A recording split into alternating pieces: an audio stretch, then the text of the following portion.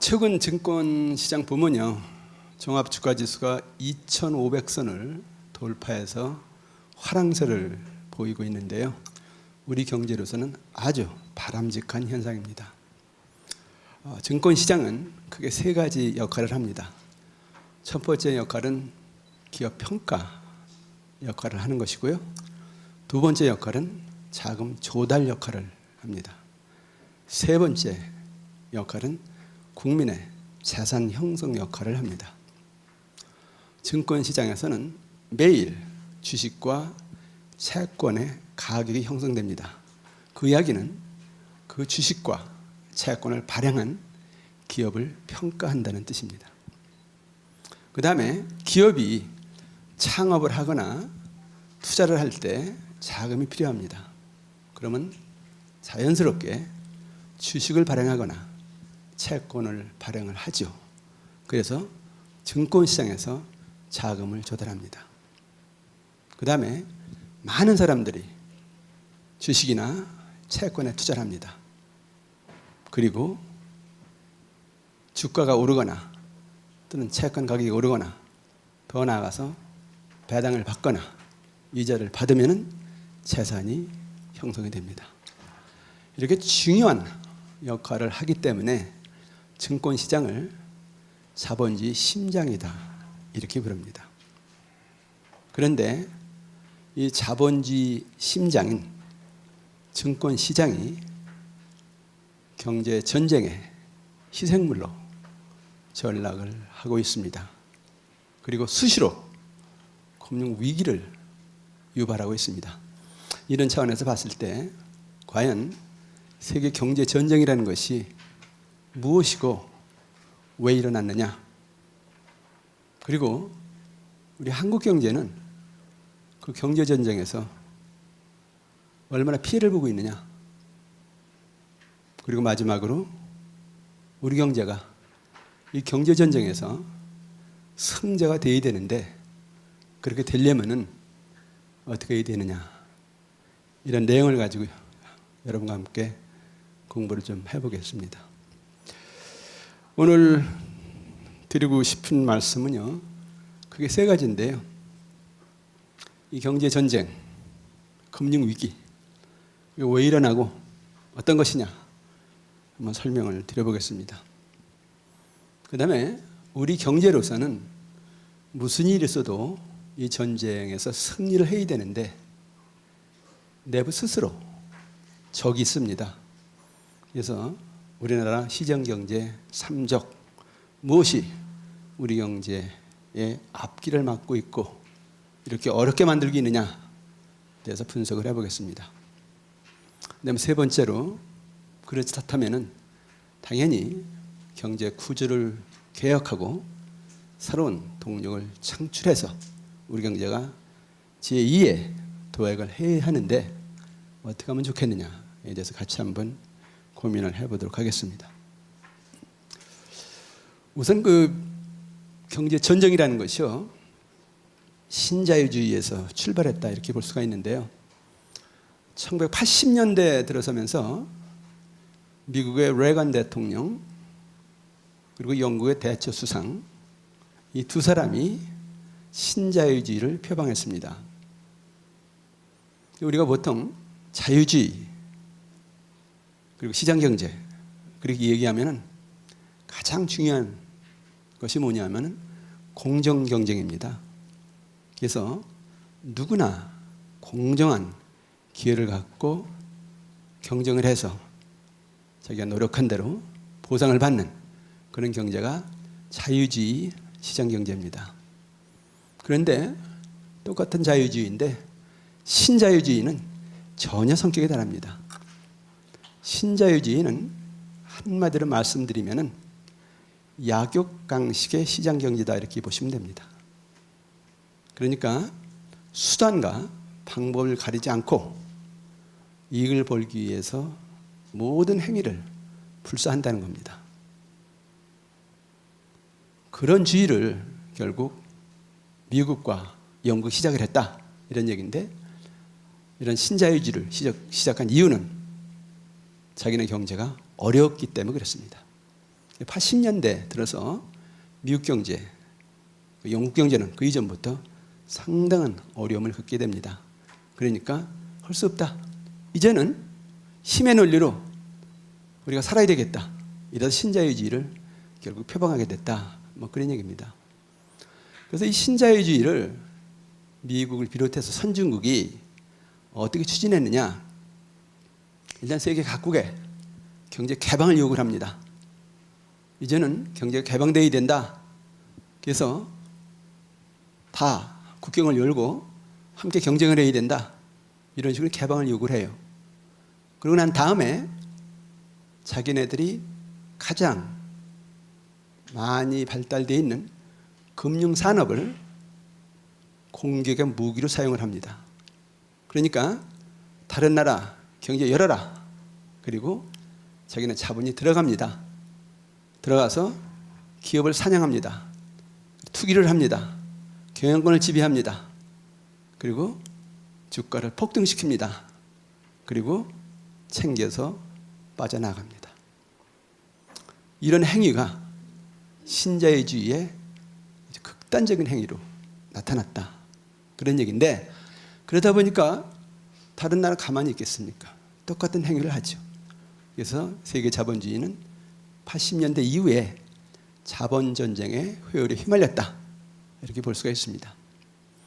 이 과정에서 무슨 문제가 나타났느냐 하면요, 원래 금융산업이라는 것이 실물산업과 연계돼서요, 자본을 제공하고 기업을 평가하고 국민자산을 형성하는 이런 역할을 하는데, 그래서 실물경제와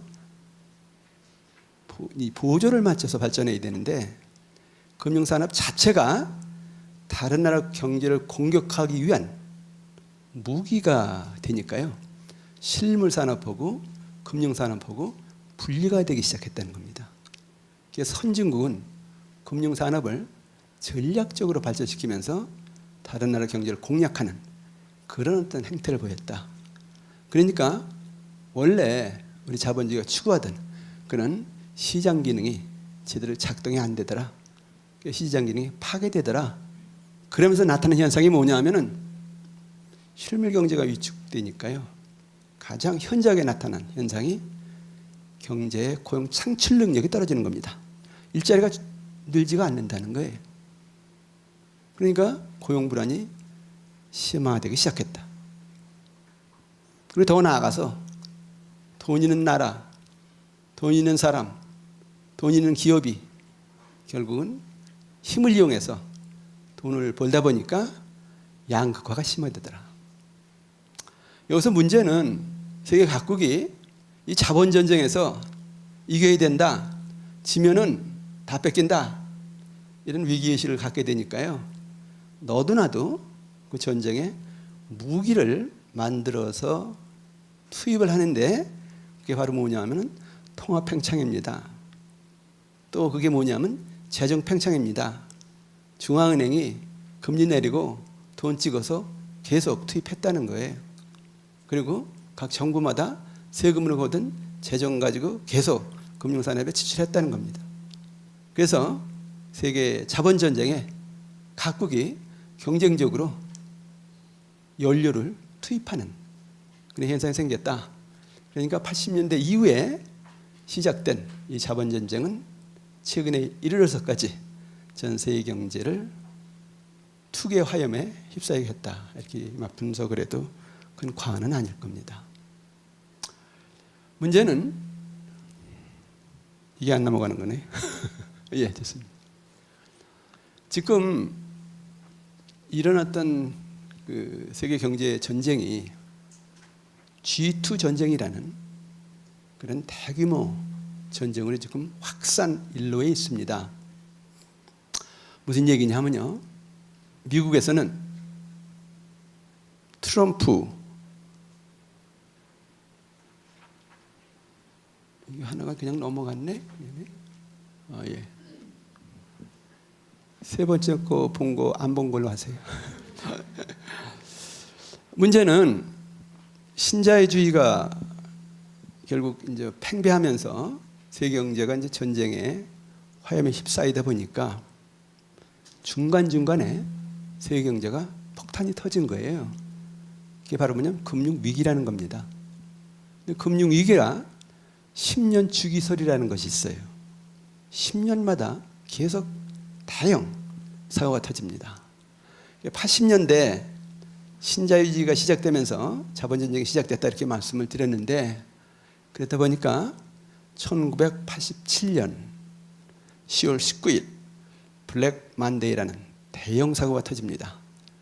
계속해서 돈을 풀고 그 다음에 증권시장을 투기화하다 보니까 미국의 증권시장이 거품으로 굉장히 많이 들떠 있었습니다.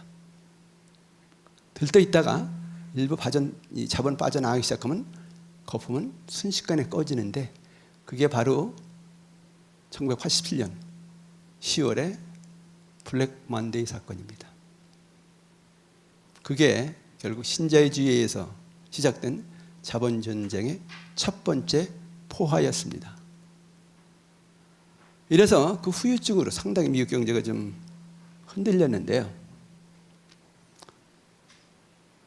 90년대 들어서 가지고 이래서는 안 되겠다 해가지고 금리를 내립니다. 1990년에 그 당시에 미국의 기준금리가 8%였는데 그걸 3%로 내려요. 금리를 내리고 돈을 풀면은 일단 금리가 싸니까, 돈을 많이 푸니까 기업들은 투자하기가 쉽죠. 싼 자금 가지고. 또 소비자들은 싼 자금 가지고 집을 살 수 있고 또 소비도 할 수 있고. 그러니까 일단은 금리를 내리자, 돈을 풀자 해서 대규모 금융 완화 정책을 펴니다.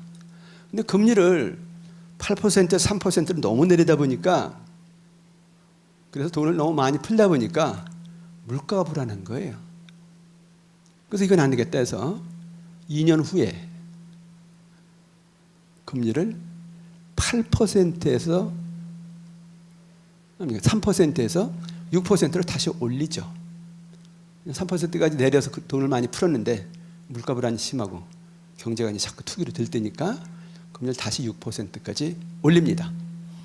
이러니까 어떤 일이 발생했냐면요, 금리를 3%까지 내려서 경기를 활성화하는 건 좋은데 금리가 싸니까 미국에 있던 자금이 해외로 많이 빠져나갔어요.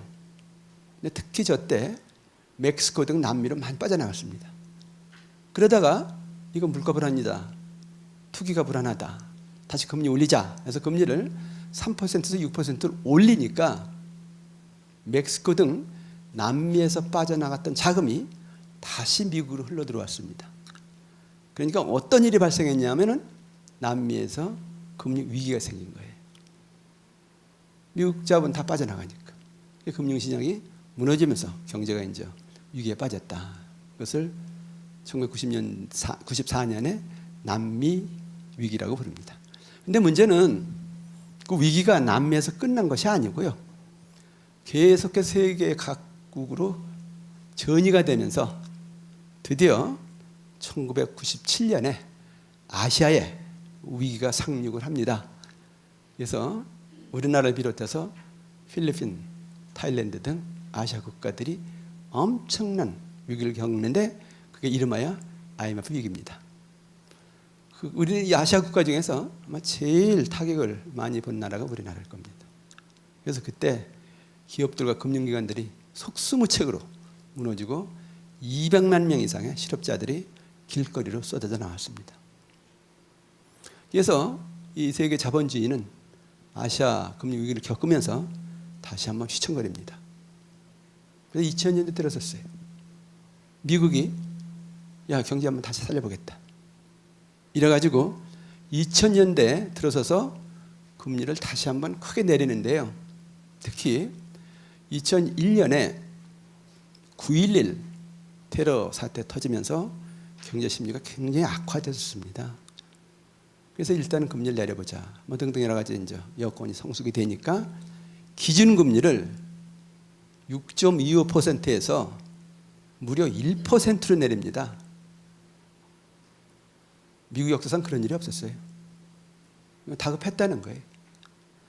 돈이 엄청 풀리기 시작했는데 문제는 미국으로서는 그래, 금리 내리자, 그럼 투자가 늘 것이다, 일자리 생길 것이다 경제 살아날 것이다. 그렇게 기대를 하고 금리를 대폭 내렸는데 뜻밖에도 경제는 꽤 살아나지 않았습니다. 문제는 부작용이 컸다는 건데 무슨 부작용이냐면요. 금리가 하도 싸니까 미국의 중산층 이하 서민층들이 너도나도 은행에서 대출을 받아서 집을 샀다는 겁니다. 근데 이 사람들은 그래 금리 싸니까 집 사자. 그리고 취직해서 돈 벌어서 갚자. 그랬었는데 경기가 예상대로 살아나지 않으니까 취직도 안 되고 소득도 늘지 않은 거예요.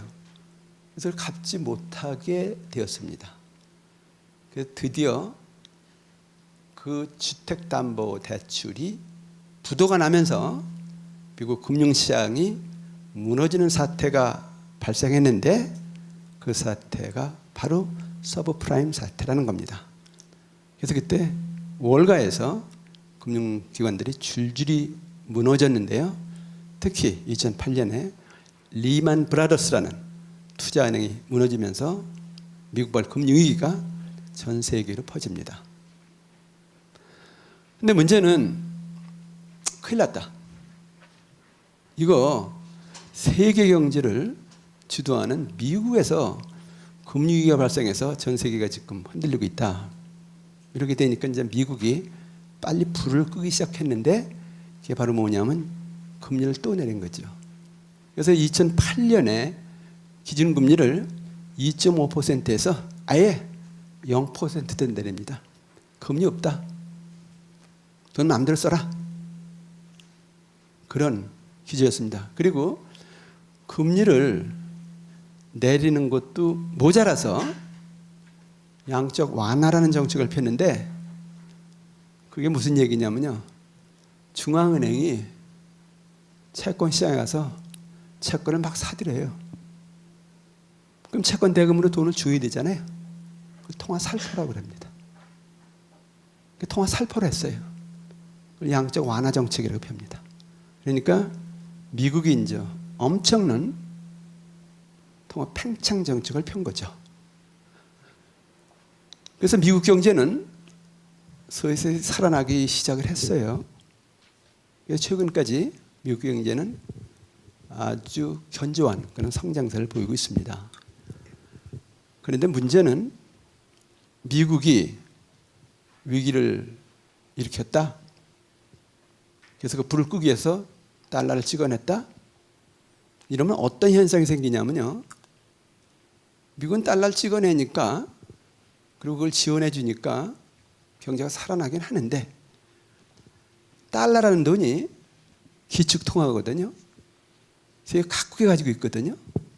그럼 미국이 돈을 찍어낸다는 얘기는 달러 가치가 떨어진다는 얘기인데 다른 나라는 달러 가지고 있는 게 가만히 앉아서 손해를 보는 거예요.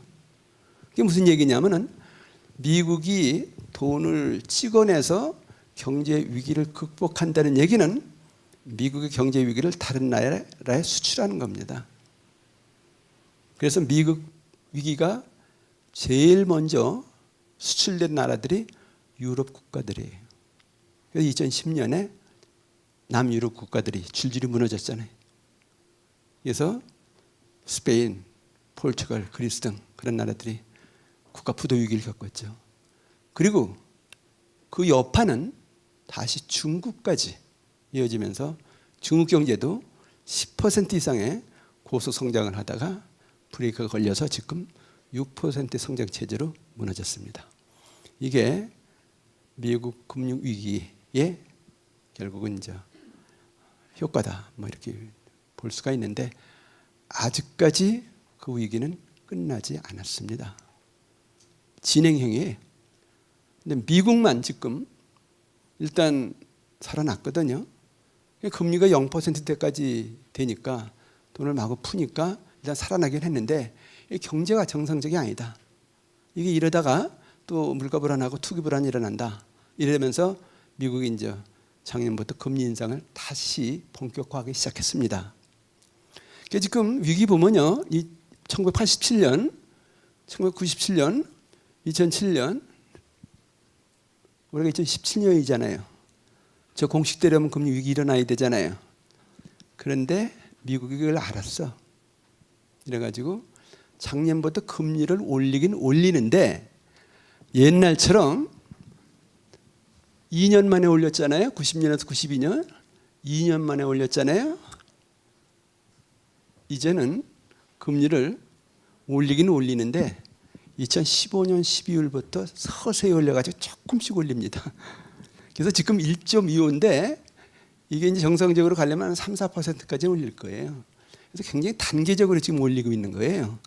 그래서 옛날에 이렇게 벼랑간 내렸다가 벼랑간 올리니까 위기가 오더라 해서 이제는 굉장히 단계적으로 올리면서 충격을 최소화하는 그런 정책을 펴고 있습니다. 그래서 만약에 미국이 올해 말 내년 초까지 금리를 아마 급격히 올리면은 또 다른 위기가 나올지도 모르겠습니다. 특히 우리나라 같은 경우는 지금 우리나라 증권시장에 들어와 있는 주식자금 중에서 40% 이상은 미국 자본이에요. 미국 자본 빠져나가면은 증권시장 무너지면서 또 위기 올지도 몰라요. 그러니까 어쩌다가 자본주의가 자본전쟁에 소용돌이 휘말리면서 10년마다 금리 위기를 겪고 있느냐. 굉장히 잘못된 것이죠. 그런데 이런 와중에 미국의 트럼프가 당선이 됐습니다. 도저히 예측하기 어려운 그런 대통령인데 이 사람이 내세운 것이 신자유주의보다 훨씬 강한 경제정책 기조를 내세웠는데 바로 미국 우선주의입니다. 미국 경제를 위해서는 심지어는 멕시코와 국경에 담벼까지 쌓겠다는 사람이에요. 물불 안 가리겠다는 겁니다. 그래서 이제 한미 FTA 개정하라. 말 안 들으면 폐기하겠다. 이렇게 나오고 있잖아요. 그래서 지금 미국 우선주의가 등장을 하면서요. 이 자본 전쟁에 휩싸이는 세계 경제 흐름이 금융위기가 어떻게 갈지 모르는 또 다른 큰 불확실성에 빠졌다. 이렇게 볼 수밖에 없다는 거죠. 근데 이 와중에 이제 문제는 세계 경제가 중국과 미국의 양대 거대 경제 축이 형성되면서 대규모 전쟁이 지금 진행되고 있는데 그게 바로 G2 전쟁입니다. 우선 트럼프의 미국 우선주의 물불 안 가리겠다. 그래서 특히 중국에 대해서 너희 상품 너무 싸다. 관세 물리겠다. 그래서 관세 보복 강구하고 있죠. 그 다음에 너 위안화 너무 싸니까 너 수출 많이 하는 것이 아니냐. 너희 마음에 안 들면은 환율 조작국으로 지정하겠다. 이렇게 위협을 가하고 있습니다. 근데 여기 중국은 까딱도 안고 있어요. 중국은 지금 꿈이 뭐냐? 불과 25년 만에 세계 제2의 경제 대국이 됐고 세계 공장이 됐단 말이에요. 나머지 꿈이 뭐냐? 미국을 제치고 세계 경제 패권을 차지하는 것이다. 그리고 위안화를 달러를 대체하는 세계 기축통화로 만드는 겁니다. 이러기 위해서 지금 중국이 펴고 있는 전략이 여러 가지가 있습니다만 두드러진 것이 1대1로라는 전략이고요. RCEP라는 전략인데 1대1로가 뭐냐면요. 1대, 이거 혁대할 때 그 대자입니다. 로는 길이라는 뜻이고요. 중국에서 시작해서 중앙아시아, 유럽으로 연결하는 새로운 실크로드를 만들겠다. 동시에 중국에서 시작해서 아프리카로 가서 다시 유럽으로 오는 그런 해양 실크로드를 만들겠다. 그래서 1대1로예요. 그러면은 아시아, 유럽, 아프리카를 연결하는 거대 지역을 중국 경제 영토로 만들겠다는 겁니다. 동시에 RCEP라는 그런 전략을 펴고 있는데 이게 뭐냐면요. 영어로 말씀드려서 죄송합니다. Regional Comprehensive Economic Partnership 이런 건데 우리말로 번역하면은 영내 포괄적 경제 동반자 협정 이건데 이건 뭐냐면요. 요즘 세계 각국이 그래 너희 나라 우리나라 관세 없애자 무역 자유화하자. 그래서 FTA라는 걸 굉장히 많이 체결하잖아요. 근데 이 RCEP는 중국이 주도가 돼서 아시아 지역의 16개국의 자유무역협정을 체결하는데 양국 간의 자유무역협정이 아니라 16개국 다국 간의 자유무역협정입니다. 16개국이 관세가 없는 동일시장으로 만들어 보겠다. 그게 RCEP예요. 그러면은 한편으로는 1대1로 강력하게 추진해서 건설 붐 일으키겠다. 한쪽으로는 RCEP 추진해서 무역을 자유해서 중국이 거기서 결국 종주국 역할을 하겠다. 뭔 얘기인데 이걸 가지고 이제 미국 경제를 겨냥하는 겁니다. 근데 이 와중에 일본은 잃어버린 20년 이래가지고 뼈아픈 그런 고통의 세월을 보냈는데 이거 다시 한번 일어서겠다 해서 아베라는 사람이 2012년에 당선이 되면서 아베노믹스를 이제 추진하고 있는데 아직까지 추진하고 있습니다. 아베노믹스는 무조건 영화 찍어내라. 그래서 영화까지 떨어뜨려라. 그래서 일본 상품의 수출을 많이 해라. 그래서 일본 산업을 다시 일으키자. 그 얘기예요. 여기에 유럽은 영국이 유럽연합을 탈퇴하면서 이제 고립주의가 지금 고개를 들고 있는데 다른 나라 눈치 보지 말고 우리끼리 잘 살자. 이것이 이제 보호무역주의로 연결이 되고 있습니다. 그러니까 지금 세계 경제가 미국은 무조건 미국이 세계 최강국이 되어야 된다라는 우선주의를 표방하면서 별가지 수단을 다 동원하고 있고요.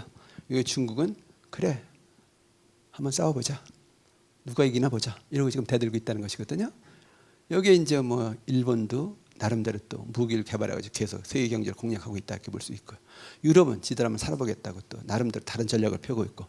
세계 경제가 지금 전쟁의 어떤 흐름 속에서 정말로 약육강식 적자 생존의 그런 전쟁터다 이렇게 보시면 됩니다. 그런데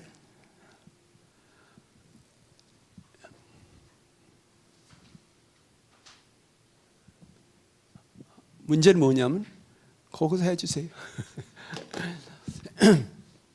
우리 경제가 지금 어디쯤 있느냐 이런 얘기예요. 안타깝게도 우리나라는 세계 경제 전쟁의 포로 상태입니다. 지금 세계 경제는 전쟁의 포화 속에서 보호무역주의가 굉장히 강화되고 있습니다. 근데 여기에 우리가 내부적으로 그래 내수가 튼튼하다. 대외적으로 보호무역주의 있어도 우리는 스스로 살아날 힘이 있다. 그래서 내수가 강해야 되는데 지금 내수 보면은 가계부채가 1,400조 원이 넘으면서 거의 빈사 상태입니다. 그래가지고 지금 상당히 경제가 성장하는데 거의 절벽 상태는 다름없는 거예요. 이런 상태에서 트럼프노믹스 이거 가지고 한미 FTA 개정하라. 가전 제품에 대해서 긴급 수입 제한 조치 취하겠다 등등 이렇게 압박을 가하고 있잖아요. 그 다음에 아베는 영화 계속 풀어가지고 수출 늘리겠다. 안타깝게도 일본 상품 수출 시장과 우리나라 상품 수출 시장은 거의 절반이 겹칩니다. 그러니까 일본이 수출 많이 하면 그만큼 우리는 손해를 볼 수밖에 없는 그런 구조라는 거예요. 여기에 유럽 경제가 지금 고립주의로 들어서면서 불안하니까 수출 제대로 안 되고 있다.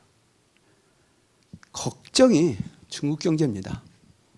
처음에 중국 경제가 90년대 후반에 개방을 하면서 성장하기 시작했는데 그때 중국 경제는 우리의 기회의 땅이었습니다. 상품을 수출하고 기업이 진출하고 우리 경제가 살아나는데 성장하는데 아주 발판이 됐었죠. 이제는 기회의 땅이 아니고요. 공포의 땅입니다. 우리 기술 가진다 따라잡았습니다. 그리고 인건비가 엄청 쌉니다. 그래가지고 못 만드는 상품이 없고요.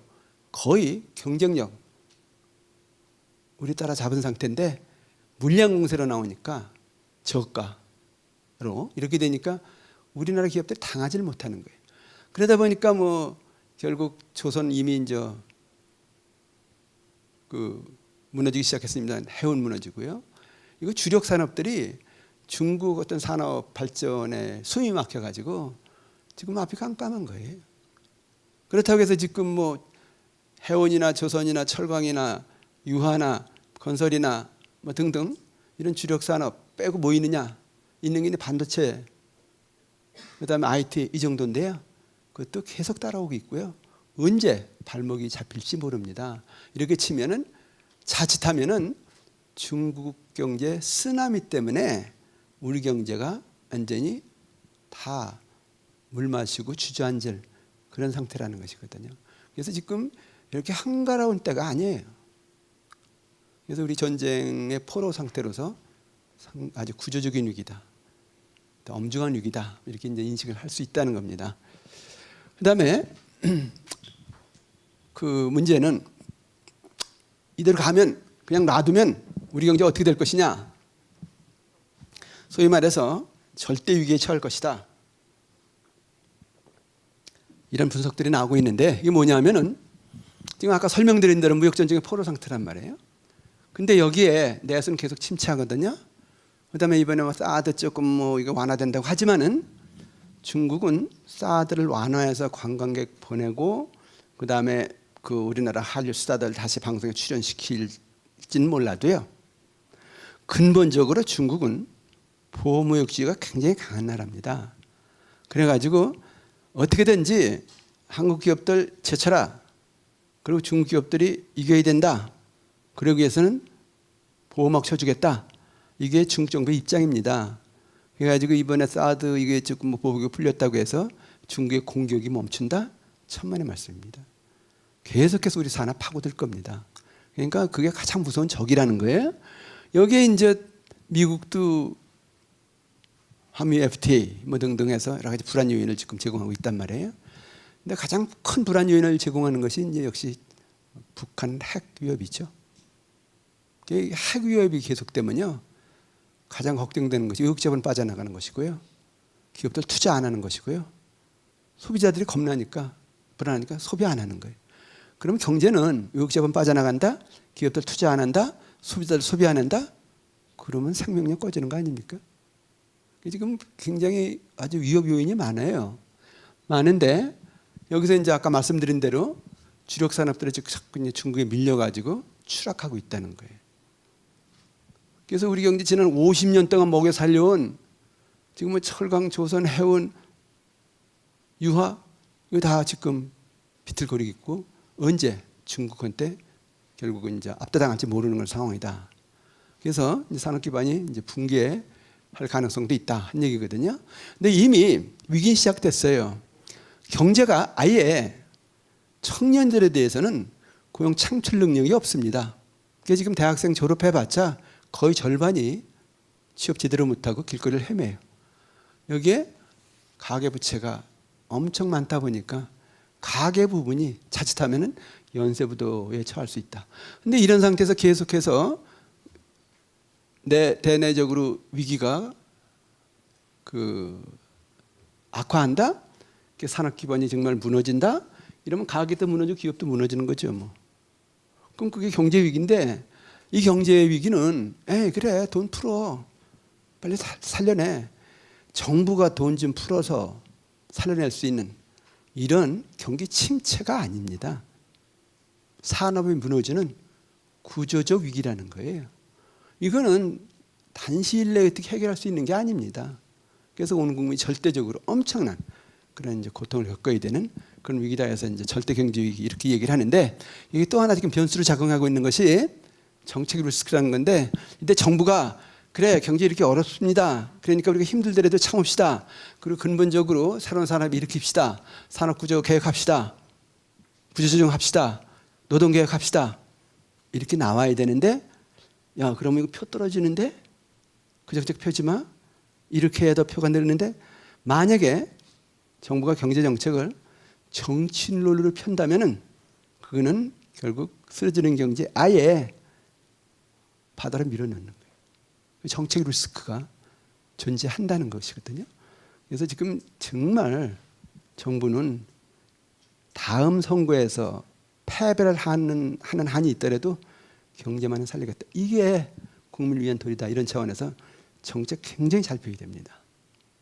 어쨌든 경제가 지금 보이지 않게 이렇게 전쟁의 위험 속에서 고통을 겪고 있다는 거에 대해서는 우리가 좀 제대로 알 필요가 있습니다. 근데 문제는 야 그렇다면은 야 그거 뭐 전쟁은 좀 고통스러워도요 이기면 되거든요. 이겨야 되거든요. 근데 전쟁에서 이기려면은 지가 힘이 있어야 되잖아요. 자기가 건강해야 되잖아요. 근데 뜻밖에도 우리 경제는 내부적으로 스스로를 주저앉히는 세계의 적이 있습니다. 그게 뭐냐면은 정치 권력, 자본 권력, 외국 자본, 이게 우리 경제의 숨을 막는 적으로 작용하고 있다 하는 얘기인데, 정치권은 오로지 당선만을 위해서, 오로지 집권만을 위해서 싸움하는 것 외에는 하는 일이 전혀 없습니다.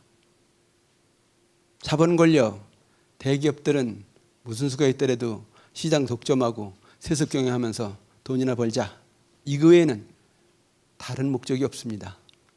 여기에 외국 자본은 그래 한국 경제 보니까 빈틈이 많다, 파고들자, 가서 기업 사냥하자, 돈 좀 벌어보자. 아주 엄청난 위험에 노출돼 있어요. 그래가지고 지금 우리 경제 이 세계의 적에 둘러싸여서 가지고 경제력 집중 계속되잖아요. 일자리는 점점 줄고 있잖아요. 소득은 점점 양극화가 되고 있잖아요. 어쩔 수 없다. 빚이나 쓰자. 그래서 가계부채, 기업부채, 심지어는 정부부채, 부채가 역대 최고 수준입니다. 지금 가계부채 1,400조 원이잖아요. 정부부채 지금 600조 원 넘는다고 하지만은 그 연금부채 같은 거 다 같이 합치면은 정부부채도 1,300조 원이 넘습니다. 여기에 일부 대기업들만 부채가 없지 중소기업들, 자영업자들, 영세상공인들 빚 엄청 많습니다. 그래서 기업 부채가 지금 한 2,500조 원 정도 되는데 전부 합치면은 5,000조의 부채 공화국이에요. IMF 때 이렇게 빚 많지 않았습니다. 2007년 금융위기 때 빚이 그렇게 많지 않았어요. 지금 굉장히 빚이 많아요. 이렇게 빚이 많은 상태에서 위기가 터지면은 그다음 이제 대응할 이제 능력이 없는 거죠. 그래서 지금 이게 우리 경제 내부적으로 본다면은 너무 정직한 얘기인지 모르겠습니다만은 세계 적에 둘러싸여 있어 가지고 스스로 지금 우리 경제가 그냥 주저앉는 그런 어떤 한계 상황이다. 이렇게 진단해도 뭐 큰 과언은 아니라는 거예요. 그다음에 문제가 뭐냐면은 이렇게 세계에 적이 있다고 그랬는데 그게 어떤 일을 벌이고 있는가 한번 봐보세요. 우리나라 국가 지배 구조를 보면요, 정치나 경제나 다 독점입니다. 독점 정치고 독점 경제예요. 무슨 얘기냐면요, 정치 보면은요, 옛날에 박정희 대통령을 필두로 하는 여권 또는 보수계층, 김대중 대통령을 필두로 하는 진보계층, 지금 이제 여당이 됐죠. 그 두 정파가 우리나라 정치를 독점하고 있습니다. 그래서 야 나라를 위해서 내가 정치 한번 해보자. 그러니까 줄 서야 돼요. 그리고 돈도 내야 돼요. 그리고 말 들어야 돼. 국회에 입성하면 시키는 대로 손만 들어야 돼. 이게 정치입니까? 그 다음에 문제는 뭐냐면 선거제도가 굉장히 잘못됐는데 그 1위 대표제라는 건데 이게 무슨 얘기냐면요, 대통령 선거 같은 거 보면요, 예컨대 3명이 후보가 나왔다고 쳐보세요. 근데 한 사람이 40% 얻었어. 40% 얻었어. 또 다른 사람이 30 그렇게 얻었어. 그러면 40% 얻은 사람이 대통령 당선되겠죠? 그러면은 청와대 입성을 하게 되면은 권력을 독식을 합니다. 국민은 40%밖에 지지를 안 했어요. 근데 국민이 주는 권력 100%를 40% 지지를 얻고 당선된 사람이 독식을 합니다. 자리 다 하나 나갔습니다. 국가재정 마음대로 운영합니다. 그게 이제 어떻게 보면 이 문제라는 건데, 이 과정에서 어떻게 해서든지 당선이 돼야 권력을 독식하면서 자기가 이제 이 힘을 발휘할 수 있단 말이에요. 그러니까 당선을 위해서 국민을 분열시켜요. 그러니까 우리가 남이가 이래가면서 지역 감정 고조시키고, 우리는 젊은 세대를 지향합니다 해서 세대 갈등 시키고요. 우리는 가난한 사람들만 위해서 일합니다. 빈부 갈등 유발하고. 그래서 이렇게 정치가 나라를 분열시키는 나라가 없습니다. 정치의 기본적인 목적은 국민을 통합하는 거예요. 근데 자기네들 당선되기 위해서 권력 잡기 위해서 아주 그냥 공공연하게 국민을 분열시키는 게 한국 정치입니다. 특히 야 정부 잘못했어 그거 그러면 안 돼 이러면 너 빨갱이지. 색깔까지 뒤집어씌워요. 그게 저보고도 좌파래. 저는 오른손만 쓰거든요. 우파예요. 이런 정치가 세상에 어디 있어요. 잘못한다 얘기하면 좌파니. 그래서 이 정말 정치 낙후되어 있습니다. 이게 뭐냐면 정치가 독점돼서 그렇다는 거예요. 근데 경제도 마찬가지예요.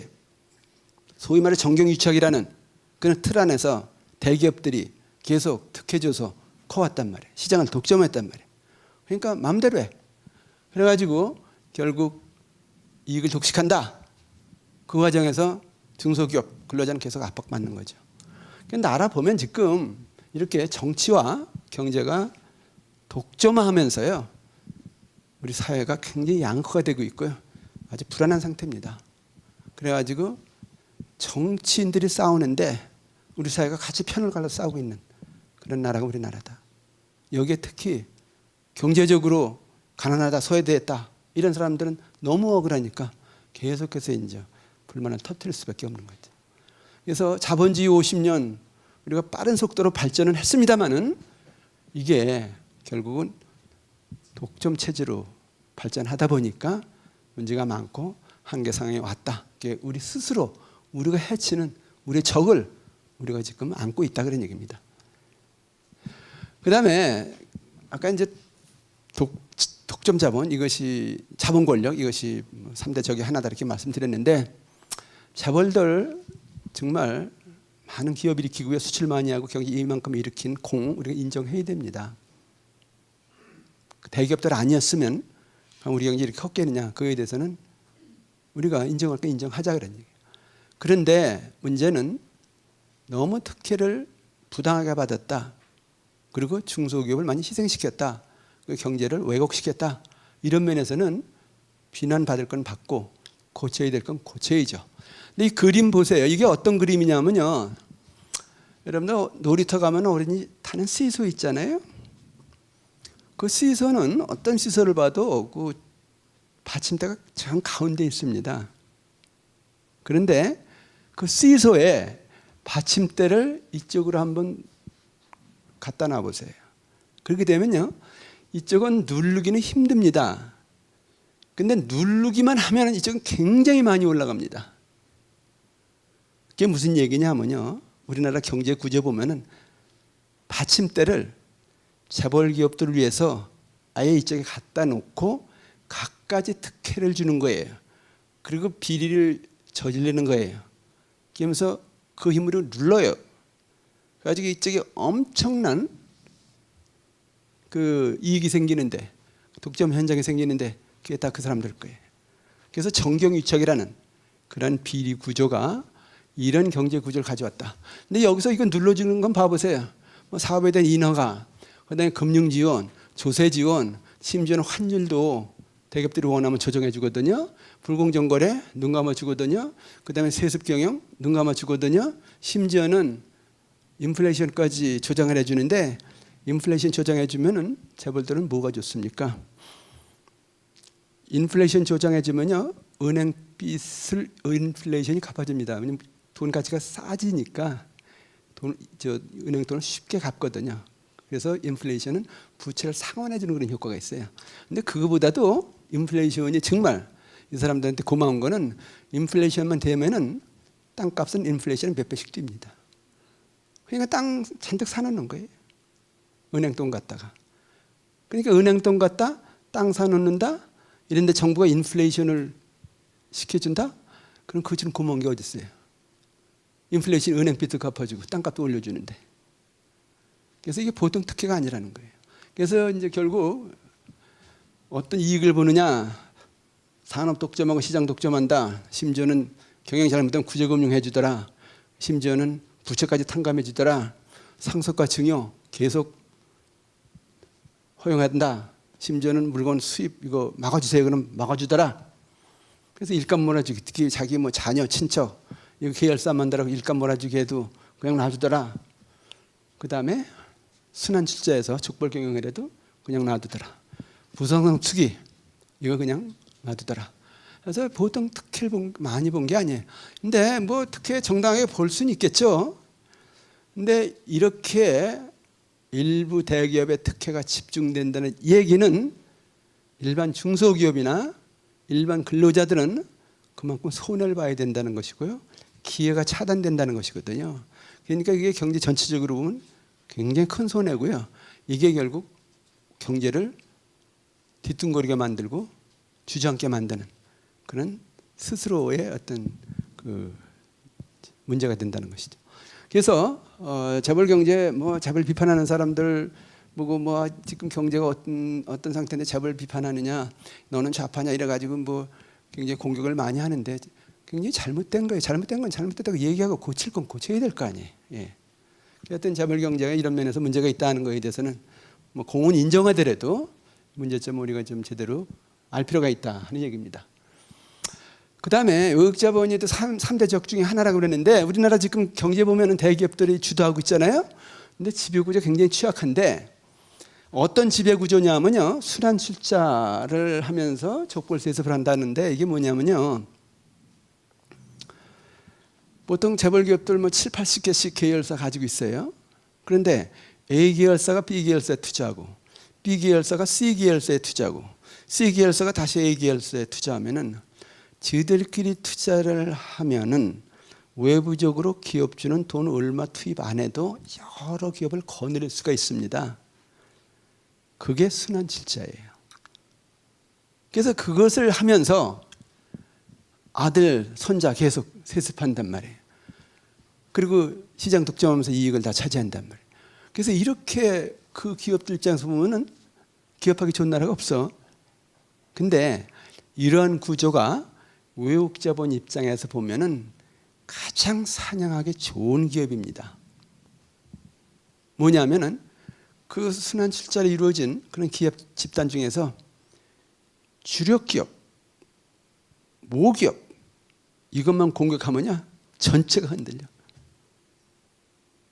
경영 마음대로 관여할 수 있고요, 마음대로 주가 올릴 수 있고요. 그래서 기업 사냥이 가장 자유로운 거예요. 그러니까 아주 취약한 거죠. 그래서 결국 97년에 외환위기 왔을 때 물론 우리 잘못이겠죠. 근데 그때 주가가 1998년 5월에 종합주가지수가 270선까지 내려갔습니다. 그리고 이제 경제 개방하라 그러니까 다 열었어.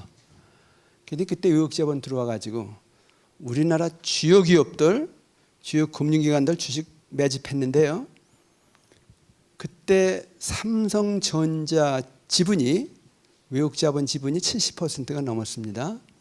국민은행, 우리나라 국민은행이 아니에요. 다른 나라 국민은행이. 그 당시에 외국자본 지분이 85%까지 올라갔습니다. 뭐 현대자동차, 포스코 다 50, 60%가 넘었습니다. 그러니까 대한민국이 그때 소유권으로 보면은 주식회사 대한민국이 외국자본에 넘어간 거예요. 그러고 나서 계속 구조조정해라 요구했잖아요. 그래가지고 근로자 많이 해고시키고요. 인수합병하고 그래서 엄청난 피를 흘리면서 구조조정을 했는데 그러니까 주가가 계속 뛰어가지고 2200, 드디어 2500까지 왔잖아요. 그때 270에 들어와서 지금 팔고 나가면 10배가 더 남는 거 아닌가? 근데 외국자본은 기다리지도 않아요. 중간에 나갔다가 또 들어오고 나갔다가 또 들어오고 그러는데 그럴 수밖에 없는 게 뭐냐면은 일단 들어오면 오르거든. 외국자본 들어온다 소문만 나도 오르거든. 그럼 지는 들어가기만 한데 내 눈 감고 그러면 눈 떠보면 올라 있어. 그럼 팔고 나가. 그래서 다른 나라에 가서 같이 지내다가 심심한데 저쪽 한번 가볼까? 또 와. 그럼 또 올라가. 그러니까 주가가 계속해서 이렇게 내려갔다 올라갔다 내려갔다 올라갔다 이 중심에 외국자본이 있다는 겁니다. 그럼 그때마다 계속 뜯기는 거예요. 그게 바로 국부유출이에요. 그래서 우리나라는 이렇게 경제가 대외적으로 취약하다. 여기에 증권시장이 그 사람들의 놀이터다 이런 어떤 뭐 인식을 좀 가질 필요가 있다는 거예요. 어떻든 간에 이게 이제 우리 경제 현실이다 뭐 이것도 좀 알 필요가 있고요. 중요한 거는 여기서 이대로 그냥 갈 수는 없잖아요. 뭔가 바꿔야 되잖아요.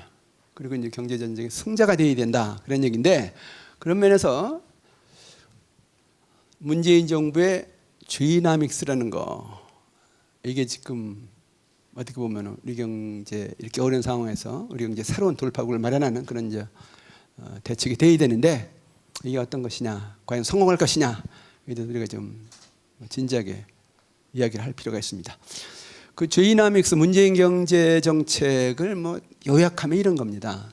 소득 주도 성장이라는 건데, 너무 경제력이 집중되고 산업 구조가 왜곡이 되면서 가계 소득이 없다, 실업자가 많다, 어떻게든지 가계 소득을 늘리겠다. 그 가계 소득이 늘면은 사람들이 소비를 많이 할 거 아니에요. 소비가 증가해요. 소비가 늘면은 시장에서 물건이 많이 팔리니까 기업들이 투자를 할 거다. 기업이 투자를 하면은 일자리가 늘겠죠. 일자리가 늘면 이제 취직을 하고 돈을 버니까 가계 소득이 늘죠. 그러면 또 소비가 늘어가고 기업 투자가 되고, 이런 선순환이 된다. 근데 이 과정에서 중소기업, 벤처기업들을 많이 일으켜서 혁신 성장 체제를 갖추겠다. 이게 문재인 경제 정책의 기본 내용이에요. 지금 이걸 위해서 뭐 많은 정책을 펴고 있죠. 근데 이것도 하겠다고 하는데 아직 뭐 장관도 임명을 못하긴 했습니다만은, 어떤 저렇게 해서 한번 경제 살려보자 이런 얘기인데, 과거의 정책과는 좀 다른 정책입니다. 그래서 이러나 저러나 경제는 중요한 게 가계니까, 그리고 사람이니까 사람 중심의 경제 정책을 펴자. 그러면서 굉장히 뭐 좋은 방향 전환이다 이렇게 볼 수가 있는데, 이게 성공할 것이냐, 이것이 이제 문제거든요. 근데 문제는 벌써부터 걱정이 많습니다. 뭐냐면요, 일단은 가계 소득을 늘려야 된다. 그래서 우선 최저임금 인상하라. 그리고 비정규직 없애라. 근로시간 단축해라. 등등 이런 정책을 지금 펴고 있습니다. 근데 중요한 거는 정부가 어떤 정책을 펴건 간에 경제 수용 능력이 있어야 됩니다. 사람들 아팠을 때 약을 먹는데 그 사람에게 약을 소화시킬 수 있는 능력이 있어야 약이지, 소화시킬 수 있는 능력 없는 약만 먹으면 약에 취해서 그냥 쓰러져요. 근데 지금 우리 경제가 저런 정책을 수용할 수 있는 그 능력이 부족하다는 거예요. 그러면 경제는 꼭 반격을 합니다. 부작용이 나타난다는 거예요. 시장의 반격이라는 건데, 이렇게 되니까 벌써 자영업, 중소기업부터 경영이 악화되고 어쩔 수 없으니까 내보내 사람. 그리고 A의 사업을 안 해. 그래서 경영이 악화되고 기업하는 걸 회피한다 이런 얘기인데, 이 와중에 또 부동산은 이거 투기 근절해야 된다 해가지고 8.2 부동산 정책, 12.4 부동산 정책 이런 걸 내놨단 말이에요. 그래서 물론 그 투기 막는 거 좋긴 좋은데, 이게 그것만 막으면 좋은데 부작용을 일으킨다는 거예요. 특히 이제 뭐 법인세, 정말 그 이익 많이 버는 초대기업, 그다음에 소득 많이 버는 이 초고수증 증세를 하죠. 하는데 이렇게 되니까 어떤 일이 생기냐면은, 부동산 대책 이걸 마련해서 투기를 잡는데 이러다 보니까 건설 경기가 죽는 거예요. 근데 건설 경기는 내수에서 차지하는 비중이 거의 절반이나 됩니다. 그러니까 이게 빈다 잡다 그냥 집이 타는 그런 현상이 생긴다는 거예요. 근데 증세 그러니까 대기업들도 이제 야 그러면 투자 안 하면 이렇게 나오고. 그래서 이 경우에 자꾸 이제 내수가 더 침체되는 거예요. 특히 부동산 대책 때문에, 그리고 이제 증세 대책 때문에 투자 유치. 그러면 이쪽에서 경영이 악화된다, 기업을 회피한다. 그럼 일자리가 오히려 줄어들겠죠. 소득이 줄어들겠죠. 이쪽에서 부동산 대책 마련한다, 증세 대책한다, 기업들이 투자 안 하고 내수가 자꾸 침체된다. 그러면 이거는 이것 때문에는 내수가 이렇게 되면 이게 내수가 더 침체되는데, 이 정책법 때문에 이제 더 이제 이게 가속화되는 그런 현상이 생기겠죠. 그럼 경제 성장률 떨어지는 거죠. 경제 성장률 떨어지면은 그다음에 기업들 더 경영하기 어렵잖아요. 그래서 이게 자칫하면 저런 정책, 이런 정책을 펴는 건 좋은데 경제가 수용할 능력이 없으니까 이런 악순환을 만들 수 있다는 얘기인데, 이게 시장의 반격입니다. 지금 아직 뭐 주이나믹스가 성공할 것이냐 못할 것이냐 이렇게 판단은 일이지만은 이런 부작용의 조짐이 지금 나타나고 있다 그래서 어떻게 해서든지 수용 능력을 길러가면서 이런 정책을 펴야 되는데 너무 과도한 것이 아니냐 이런 어떤 비판을 지금 하지 않을 수 없는 그런 상황에 대한 얘기입니다. 근데 정부는 마중물 정책이라고 얘기를 해요. 정부가 일단은 뭐 재정도 더 팽창하고 저런 어떤 소득도 느리고 이래가지고 경제에 좀 물을 붓는다. 펌프에 마중물을 부으면 그다음 펌프 이제 이 질을 하면 물이 막 올라오잖아요. 그렇게 하겠다는 얘기인데 문제는 펌프에 마중물을 붓을 때 물을 퍼올릴 수 있으려면은 펌프가 제대로 돼 있어야 될 거 아니에요. 펌프가 고장이 난 거예요. 고장난 펌프에 암만 마중물 퍼부어야 물 올라옵니까? 고장이 났다는 게 무슨 얘기냐면 아까 말씀드린 대로 경제 전쟁의 포로 상태에서 우리 산업이 무너지고 있다는 겁니다. 특히 중국의 공격을 받으면서 숨이 막히고 있다는 겁니다. 여기다 물 퍼부어야 이게 정말 제대로 물이 다시 올라올 것이냐에 대해서는 정말 근본적인 어떤 이 대책을 이제 마련해야 된다. 그런 얘기입니다. 어쨌든 만약에 이 문재인 정책이 실패하면 그러면 어떻게 될 것이냐 하는 얘기인데 실패하면 안 됩니다. 어떤 일이 생기냐면요. 정부가 일단은 내년도 예산도 7.1% 증가해요. 경제 성장률은 3% 하는데 예산을 7% 이상 증가시킨다. 정부에서 주도적으로 돈을 풀겠다 이런 얘기인데 그렇게 해서 그래서 마중물 퍼부어서 물 올라오면 좋긴 좋은데 이게 안 올라오더라. 그리고 그냥 오히려 더 부작용만 나타나더라. 그럼 자꾸 이제 정부 재정 적자가 늘어나고요. 심지어는 국채가 자꾸 증가할 수 있어요. 그래서 정부가 암만 풀어봤자 이게 잘 안 되더라. 마중물을 보는데 물이 안 올라오더라. 이렇게 되면은 이게 정책이 실패하면서 경제 성장률이 떨어지는 건데 특히 아까 말씀드린 대로 여러 가지 정책의 부작용으로 반격을 받으면 이제 경제가 오히려 가라앉을 수 있다. 이렇게 되면 세금이 부족하잖아요. 세금이 안 거치잖아요. 이러면 또 이제 뭐 이 정책 펴려고 하면 국채 발행할 수밖에 없단 말이에요. 그래서 만약에 이런 어떤 악순환의 정책 리스크가 발생한다면은 그 결과는 정부도 실패하고 경제도 실패하는 겁니다. 그래서 이거만큼은 정부가 무슨 일이 있어도 막아야 됩니다. 제이노믹스를 포기하는 한이 있어도 이런 악순환은 막아야 된다는 거예요. 그래서 그런 면에서 계속해서 잘못된 거는 비판하고 좀 알릴 그런 필요가 있죠. 예, 좋습니다. 그다음에 그렇다면은 뭘 근본적으로 좀 바꿔야 된다. 그런 얘기인데 이게 내부적으로 3대 적이 있다 보니까 이 보통 의지 가지고는 안 돼요. 경제를 아주 근본적으로 또 고치면서 새로운 제2의 출발을 해야 되겠다. 그런 얘기인데 경제 민주화 해야 되죠. 맨날 정치구로 말만 했다 끝날 것이 아니고 경제 민주화는 다른 뜻은 아니고요. 누구나 공평한 기회를 가지고 기업할 수 있게 일할 수 있게 해달라는 거예요. 왜 금수저만 돈을 버느냐? 왜 인류대학생 졸업생들만 취직하느냐? 누구나 자기 소질을 가지고 능력이 있으면은 일할 수 있고 기업할 수 있는 기회의 민주화에 제가 보기에는 그거 해달라는 겁니다. 지금 너무 지금 이게 기회가 편중돼 있으니까요. 그냥 산업구조도 대기업 역할을 많이 했어요. 이제 그 시대는 지났다. 대기업은 대기업대로 자기 역할을 하는 건 좋은데 어떻게 해서든지 중소기업과 벤처기업 중심으로 산업구조를 바꿔라.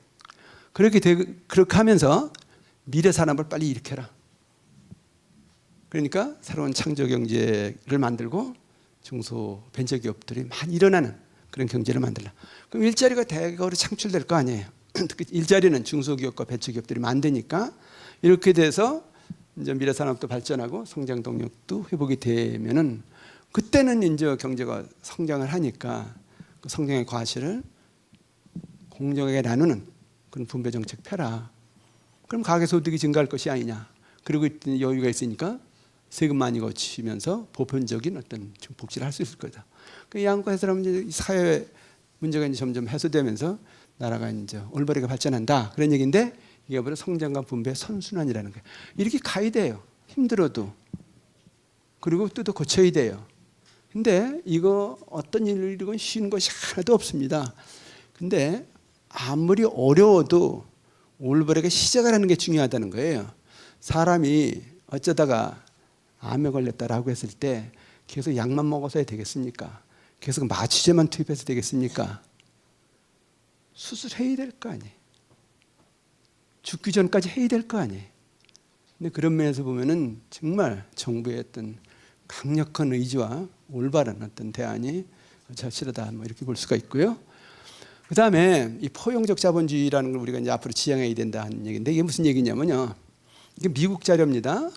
1948년부터 73년까지 미국 경제 생산성을 보니까 97% 증가했어요. 그런데 그때 근로자들의 임금 상승 보니까 91%가 증가했습니다. 무슨 얘기냐면 경제 성장의 과실이 공평하게 근로자들한테 다 배분이 잘 됐다는 겁니다.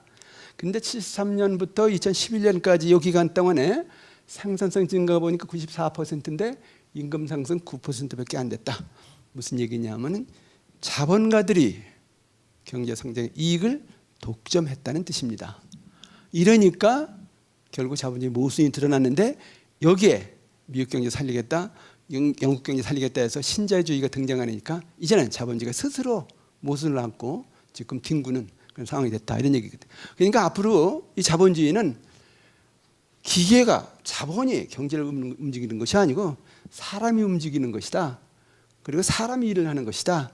사람이 이익을 갖다가 가지고 차지하고 소비를 하는 거고, 이 삶을 사는 것이다.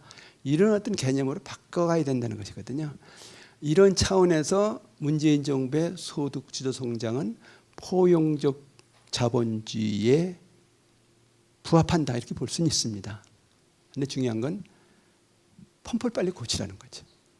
그러고 나서 소득 주도 성장하라는 거죠. 근데 지금 그런 걸 안 고치고 하려고 하니까 오히려 시장의 반격만 받을 가능성이 크다, 그런 얘기고요. 그 다음에 마지막으로 중요한 거는, 제가 여러분들 강의 많은 좋은 내용을 전달할 자신은 없어도요, 시간 내에 끝내는 자신이 있는데 한 1, 2분이면 끝나요. 지금 마지막으로 우리가 중요한 게 뭐냐면요, 사회, 우리가 60년대 경제 성장을 시작할 때 다 가난했어요. 그리고 자원도 없었습니다. 자본도 없었습니다. 기술도 없었습니다. 근데 그때 우리가 이렇게 한강의 기적을 이룰 수 있었던 가장 큰 이유가 뭐냐? 야, 우리도 하면 된다. 다 같이 한번 일어나 보자. 그래서 다 같이 한번 경제 일으키자는 그런 사회 통합이었습니다. 그게 사회 동력이었습니다. 근데 지금 좀 살게 됐다고 해서 서로 싸우잖아요.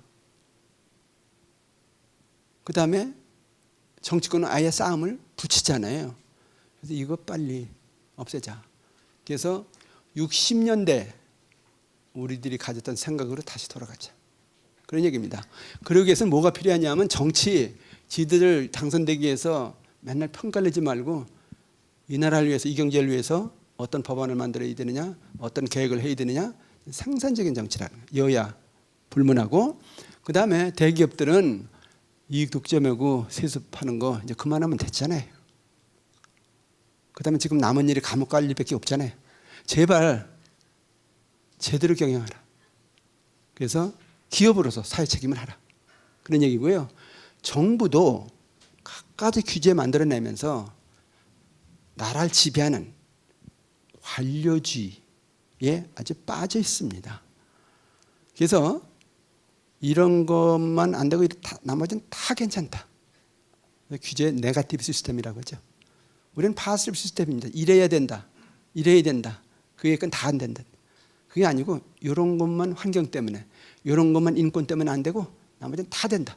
그게 네거티브 시스템인데, 그걸 바꿔서 관리주의 없애고 정말 정부가 기업과 국민을 위해서 봉사하는 그런 새로운 조직으로 다시 태어나야 된다, 한 얘기고요.